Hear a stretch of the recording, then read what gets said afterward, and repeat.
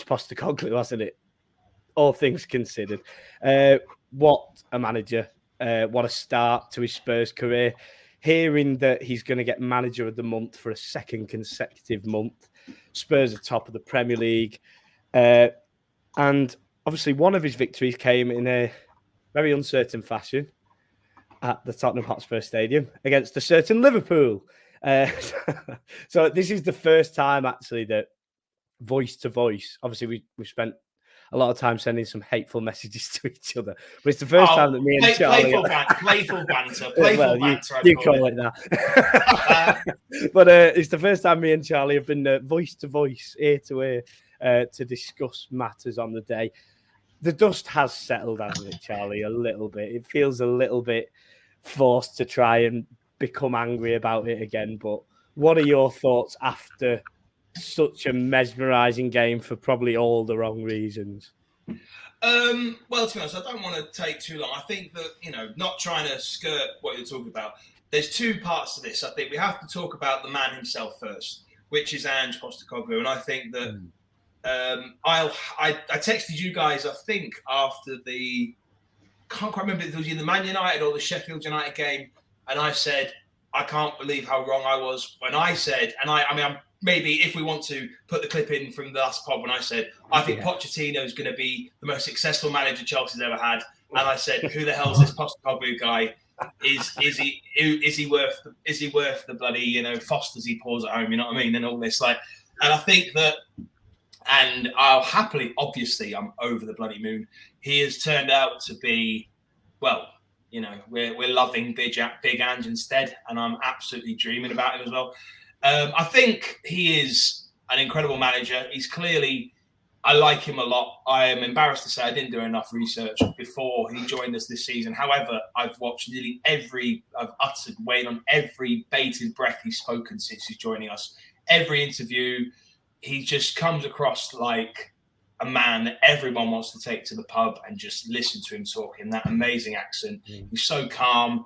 And the football he's brought to Spurs, I love. Now, on another note, I think that I probably, like a lot of people would say, that the high-risk football he's brought to Spurs, the first few games, I was a bit twitched, like, oh gosh, this is risky. Oh, this is really, dicing with danger here. However, after watching it more and more and more and seeing the philosophy and the players and how they're playing his game, I have very, very strong beliefs. I haven't felt this way since, and even then, I would say, an early mid Pochettino side with Spurs. I still feel like this is far more exciting to watch than the Pochettino era. Right. And it's only been 8 games. So apart from the Liverpool game, which we can talk about a little bit, I am riding on cloud 9. Naturally, so we're top of the league. I know it's only by goals scored, but you've got to be in it to win it. And I'm more than happy with him and the way that my Spurs team's going. I just hope we can keep everyone fit. Yeah, I mean, who's Harry Kane right now? You forget about him leaving in the summer. It was all doom and gloom until the narrative changed and you're unbeaten, 6 wins, 2 draws, I believe, 0 losses. It's going to be weird when the narrative changes when you do lose a game. It's because it's 38 game season. You've not got many cups left apart from the FA Cup, so you can fully concentrate on the league as well, which Arsenal and City can't obviously do, and Liverpool are up there as well. I was going to say all the signings that they've inviting us off already. Big Angie's flying. You've got to write off everybody else. Van der Ven looks like a class signing. Basuma looks like a different player. Maddison obviously can't. The positives you can scream about him are endless. Solomon, it seemed like a decent signing. Udogie seems like a different player again. Vicario replacing Lloris, who's still there. Weirdly, I forgot he was still there. It's just everything seems to be going well. Let's just see when you lose a game what the reaction will be. That'll be the biggest test that you have. Yeah, I think you're right. I think there's been. And to be fair, everything you said there was another thing I could have touched upon.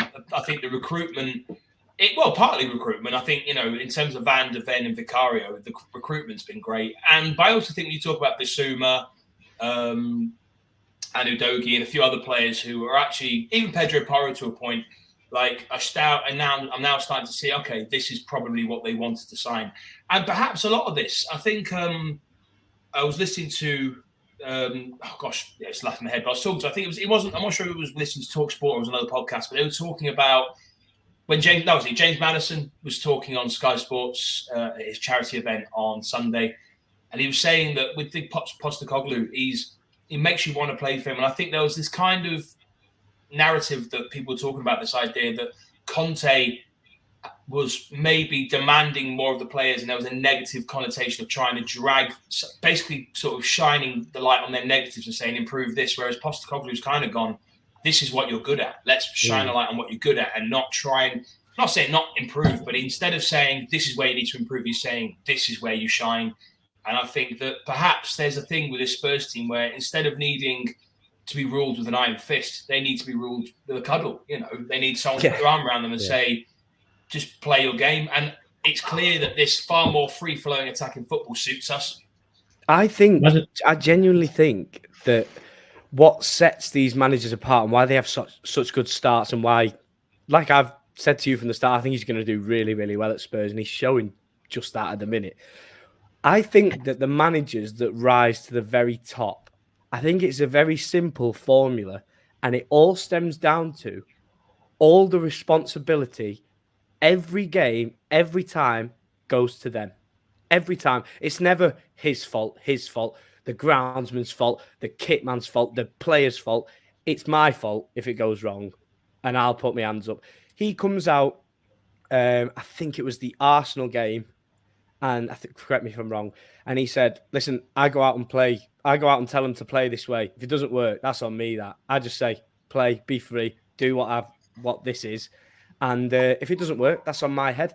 You look at Jurgen Klopp and Pep Guardiola, some of the excuses that they come out with over the years that people online, they fall for so many times, and it's such an easy gag to fall for. They'll say, Jurgen Klopp will say, the wind or the grass.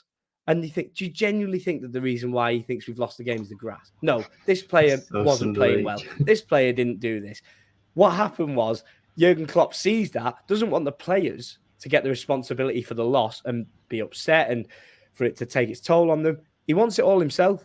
I'll have the responsibility. Nail me. Tell me I'm the biggest fraud in the world and that I'll take all the responsibility for this loss and leave the players to crack on and put it right next week. Ange Postecoglou is a perfect example of that. And he loves, it sounds negative that, he loves to take the onus off the players and make it about himself. It's my project when it's wrong, and when it's right, it's nothing to do with the players in a sense of when it's wrong. When it's right, the players have done really well. When it's wrong, my fault. I've told them to play like that and it's gone wrong. But just hinting on something that was mentioned earlier before, Dom, about the loss.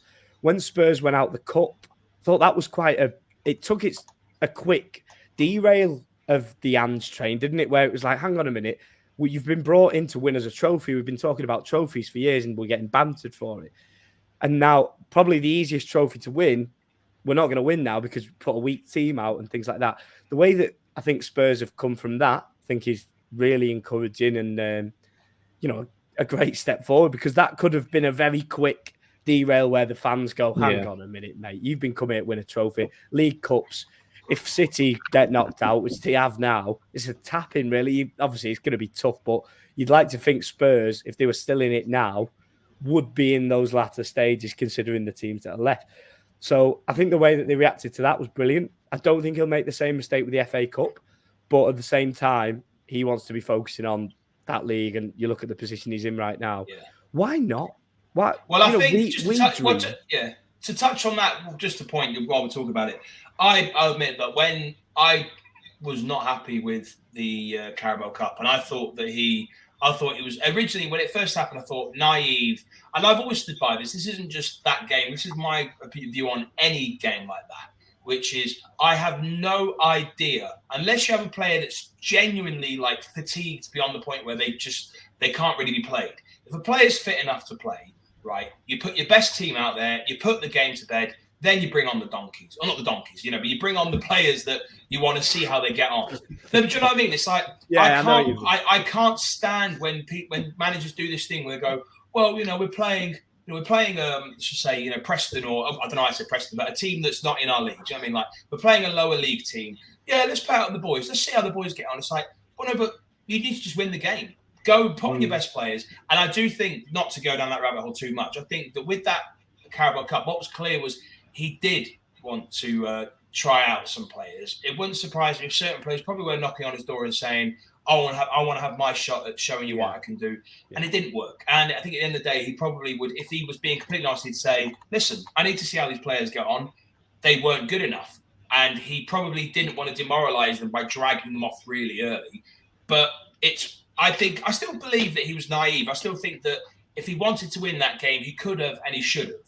But I think it does kind of highlight potentially that the only thing, which I said in the back end of my little opener, was we better not get injuries. Because if we can make it to January and we can keep Maddison, I know Basuma's now banned because he's a tit for diving, but if we can keep Maddison, Kulusevski, Van der Ven, and the guys in the middle fit, then we should be right. But if we get an injury to Maddison, Son, Van der Ven, Basuma, we are looking at a different team. We are looking at a team that might not have the same, it won't have the same impact, and I think it could potentially be detrimental. So that's the only thing I would say is I think a lot of the riding high is that we've got these players fit and they are good players.